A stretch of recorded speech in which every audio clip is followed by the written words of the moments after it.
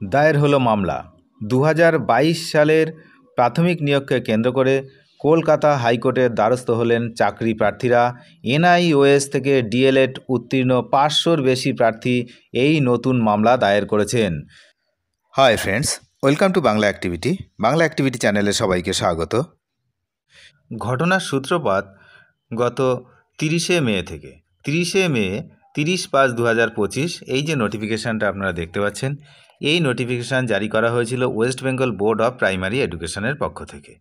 এখানে এই নোটিফিকেশানে মূলত মোট 1233 জনের নামের একটি লিস্ট আছে, যে লিস্ট আমি দেখাবো, এবং সেই লিস্টে যাদের নাম আছে তারা মূলত এনআইওএস থেকে ডিএলএড কোর্স সম্পন্নকারী প্রার্থীরা।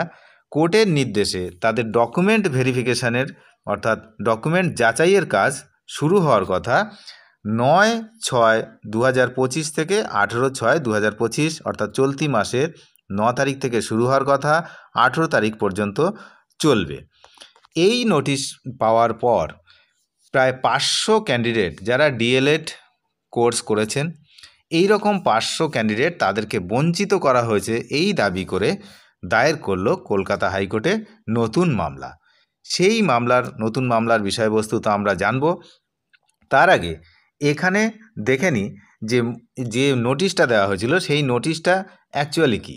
এই নোটিশে যে 1233 জনের নাম দেওয়া হয়েছিল, সেই 1233 জনের নামের মধ্যে 4 রকম মেমো নাম্বারের কোর্ট কেস রয়েছে।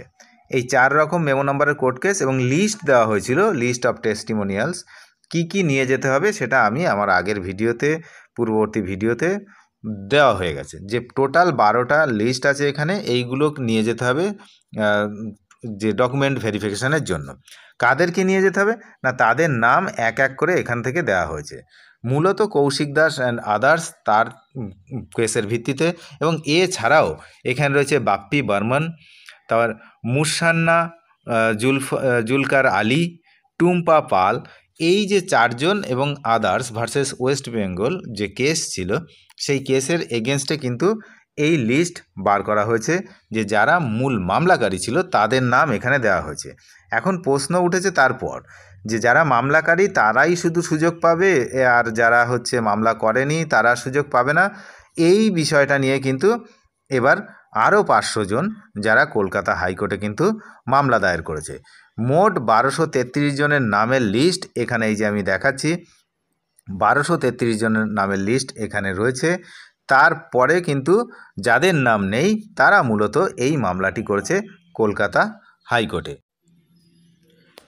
2022 প্রাথমিক নিয়োগ নিয়ে আবারও মামলা। কলকাতা হাইকোর্টের দিকে তাকিয়ে রয়েছে চাকরি প্রার্থীরা। 2022 সালের প্রাথমিক শিক্ষক নিয়োগ প্রক্রিয়া যেন বিতর্ক এবং আইনি লড়াইয়ের এক অন্তহীন অধ্যায়। আবারও এই নিয়োগকে কেন্দ্র করে কলকাতা হাইকোর্টে দ্বারস্থ হলেন চাকরি প্রার্থীরা। এনআইওএস থেকে ডিএলএড উত্তীর্ণ 500-র বেশি প্রার্থী এই নতুন মামলা দায়ের করেছেন, যা নিয়ে এখন রাজ্য জুড়ে শোরগোল পড়েছে। তাদের মূল অভিযোগ, নিয়োগ প্রক্রিয়া থেকে তাদের অন্যায়ভাবে বঞ্চিত করা হয়েছে। ঘটনার প্রেক্ষাপট কী ছিল এবং মূল অভিযোগটা কী? প্রাথমিক শিক্ষা পর্ষদ প্রায় 11,765 শূন্য পদে শিক্ষক নিয়োগের জন্য বিজ্ঞপ্তি প্রকাশ করেছিল। সেই অনুযায়ী টেট উত্তীর্ণ এবং ডিএলএড প্রশিক্ষণপ্রাপ্ত প্রার্থীদের আবেদন করার সুযোগ দেওয়া হয়। কিন্তু বিতর্কের সূত্রপাত হয় পর্ষদের একটি সাম্প্রতিক বিজ্ঞপ্তিকে কেন্দ্র করে। এই বিজ্ঞপ্তিতে স্পষ্ট বলা হয়, শুধুমাত্র সুপ্রিম কোর্টের মামলাকারীরাই নথি যাচাই প্রক্রিয়া অর্থাৎ ডকুমেন্ট ভেরিফিকেশানে অংশগ্রহণ করতে পারবেন, যা আগামী 9 জুন থেকে শুরু হওয়ার কথা। কলকাতা হাইকোর্টে দায়ের করা মামলায় এনআইওএস প্রার্থীদের আইনজীবী সওয়াল করেন যে পর্ষদের এই সিদ্ধান্ত সুপ্রিম কোর্টের পূর্ববর্তী নির্দেশের সরাসরি লঙ্ঘন করেছে। তাদের যুক্তি, শীর্ষ আদালত national institute of open schooling থেকে ডিএলএড সম্পন্ন করা প্রার্থীদের এই নিয়োগ প্রক্রিয়ায় অংশগ্রহণের জন্য যোগ্য বলে বিবেচনা করেছিল।